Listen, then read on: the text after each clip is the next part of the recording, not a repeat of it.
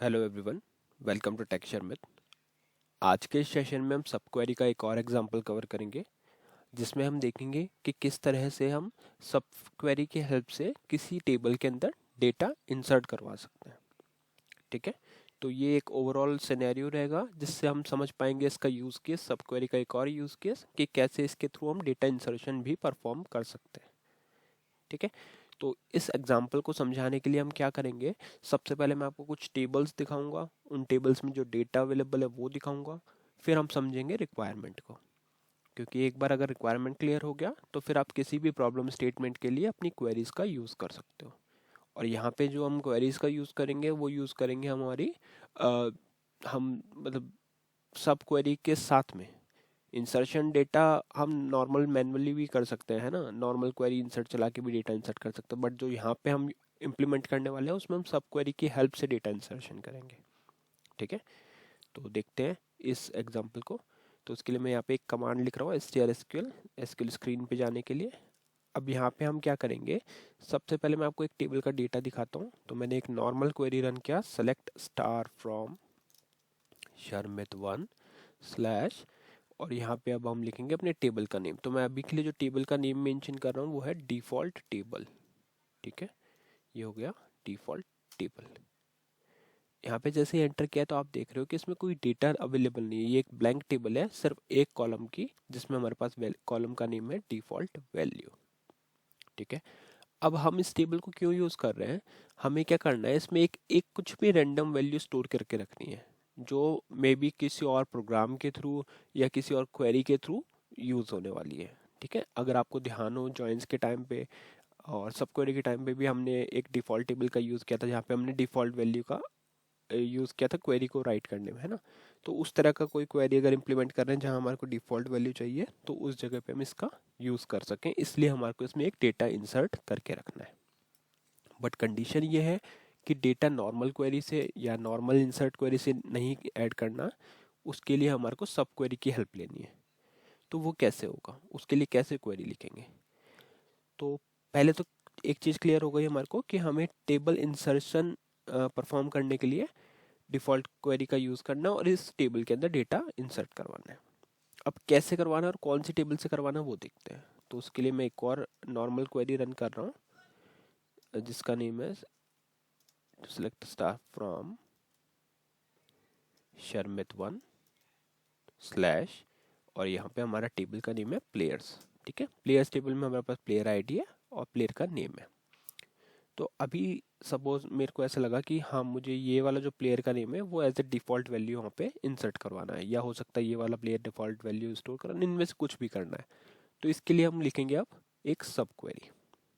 ठीक है, और सब क्वेरी कौन से टाइप की होगी, स्केलर सब क्वेरी। तो देखते हैं कैसे लिखेंगे। तो यहाँ पे हम लिखेंगे पहले इंसर्ट, या मैंने कॉपी किया हुआ, मैं उसको यहाँ पेस्ट करता हूँ, सेम क्वेरी को फिर हम एक्सप्लेन करेंगे, है ना। तो यहाँ पे हमने क्या लिखा, पहले लिखा इंसर्ट इनटू डिफ़ॉल्ट टेबल। ठीक है, तो यहाँ तक का तो स्टेटमेंट बहुत सिंपल है, इंसर्ट कर रहे हैं डेटा किस में, डिफ़ॉल्ट टेबल में। अब आप अगर सभी कॉलम के लिए डाल रहे हो डेटा तो आपको ये स्पेसिफाई करने की भी नीड नहीं है, बट अगर आपको स्पेसिफिक कॉलम्स में ही डेटा इंसर्ट कर रहे हो तो वो आपको यहाँ पे रखना पड़ेगा। जो नॉर्मल बेसिक इंसर्शन का रूल होता है वही है यहाँ पे, है ना। तो बट फिर भी मैंने यहाँ पे दिखाने के लिए रखा है कि एक ही कॉलम है, और उसको मैंने मेंशन भी किया है कि इसमें हम डेटा इंसर्ट कर रहे हैं। अब आएगा वैल्यूज़, वैल्यूज़ कहाँ से पिक करेगा। तो नॉर्मली हम क्या करते हैं, वैल्यूज़ को यहाँ पे मेंशन करते हैं, बट अगर आप यहाँ पे देखोगे तो हम क्या कर रहे हैं, सेलेक्ट प्लेयर नेम। तो यही एक सब क्वेरी हो गई, है ना। ये एक स्केलर सब क्वेरी हो गई। इसमें क्या हो रहा है, सिलेक्ट कर रहे हैं प्लेयर नेम को, कहाँ से, प्लेयर्स टेबल से, where player I D is 18। तो जैसे ही मैं यहाँ पे एंटर हिट करता हूँ तो वन रो इंसर्टेड, है ना। तो अभी हमारा ये one record inserted successfully show कर रहा है।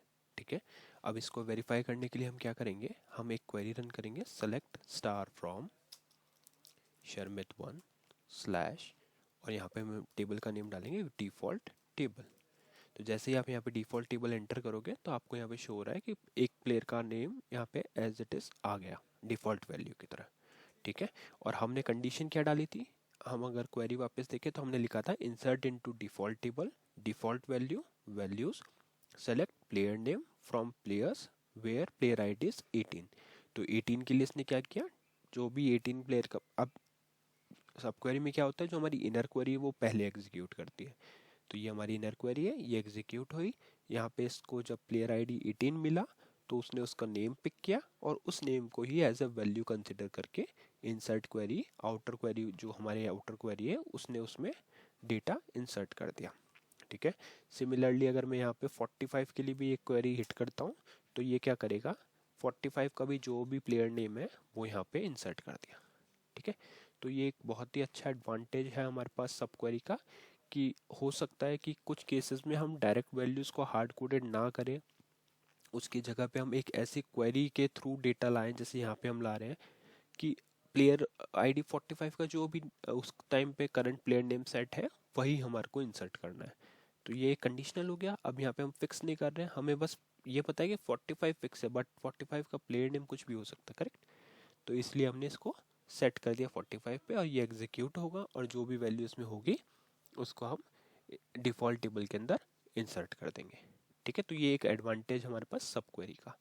अब क्वेश्चन आता है कि क्या हम इसको एसक्यूएल आरपीजी में रन कर सकते हैं, तो बिल्कुल कर सकते हैं। उसके लिए हमारे को सिंपली क्या करना पड़ेगा, एक मैंने आपको जैसे एग्जांपल पहले भी दिखाया था, एक एसक्यूएल आरपीजी प्रोग्राम है हमारे पास, उसमें हम सीधा कर्सर की जगह पे हमारी क्वेरी को रिप्लेस करवा देंगे।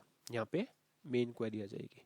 ठीक है, मेन क्वेरी आ जाएगी। अब इसमें होस्ट वेरिएबल की तो नीड नहीं है क्योंकि हम डायरेक्ट डेटा इंसर्ट करा रहे हैं, तो बस सिंपल आप इवन कर्सर की भी नीड नहीं है, आप नॉर्मल एग्जैक एसक्यूएल में वो क्वेरी को रन करवा सकते हो क्योंकि ये इंसर्शन से रिलेटेड है, करेक्ट। कर्सर तो हम डेटा रीड करने के लिए यूज़ करते हैं ना, तो यहाँ पे आपको कर्सर की भी नीड नहीं है, आपको सिंपल एग्जैक एसक्यूएल लिखना है और उसके बाद में वो जो मेन क्वेरी उसको एग्जीक्यूट करा देना है और उसके बाद में आप उसको फर्दर चेक करवा सकते हो कि उसने एसक्यूएल स्टेट क्या रिटर्न किया। अगर उसने ज़ीरो रिटर्न किया मतलब आपकी क्वेरी प्रॉपर एग्जीक्यूट हो गई, और ज़ीरो रिटर्न नहीं किया इसका मतलब आपकी क्वेरी में कुछ प्रॉब्लम है और उस अकॉर्डिंग आप वो प्रॉब्लम को रिजॉल्व कर सकते हो। ठीक है। एसक्यूएल आरपीजी पे ऑलरेडी हम सेशंस कवर कर चुके हैं कुछ कि कैसे इंसर्शन वगैरह होता है, तो वो सेम सेशंस आप रेफर करके उसकी जगह पे बस ये क्वेरी रिप्लेस करवा सकते हो। ठीक है, क्योंकि ये चीज़ हम बहुत बार डिस्कस कर चुके हैं और इन सेशंस में हम सिर्फ फोकस कर रहे हैं सब क्वेरी के ऊपर, जिससे हमारे को सब क्वेरी का एक एक पार्ट क्लियर हो जाए कि सब क्वेरी की क्या क्या यूज़ केसेस हैं, कैसे कैसे हम उनको यूज़ कर सकते हैं, वो सारी चीज़ें क्लियर हो। तो यहाँ पे हमने क्या किया है, insert into default table, default value में इंसर्ट करा, कहाँ से, select player name from players where player ID is 45। अगर मैं इसको दोबारा हिट करूँगा तो ये फिर से सेम एंट्री कर देगा। ठीक है, और अगर मैं यहाँ पे इसको 01 के साथ करता हूँ तो अभी इसने एक और रिकॉर्ड इंसर्ट किया बट अब प्लेयर नेम दूसरा है। ठीक है, तो ये एक बहुत बड़ा एग्जाम्पल है जिसमें हम सब क्वेरी को यूज़ कर रहे हैं डेटा इंसर्शन के लिए। नेक्स्ट सेशन में बाकी टॉपिक डिस्कस करेंगे। So thank you for watching texture math.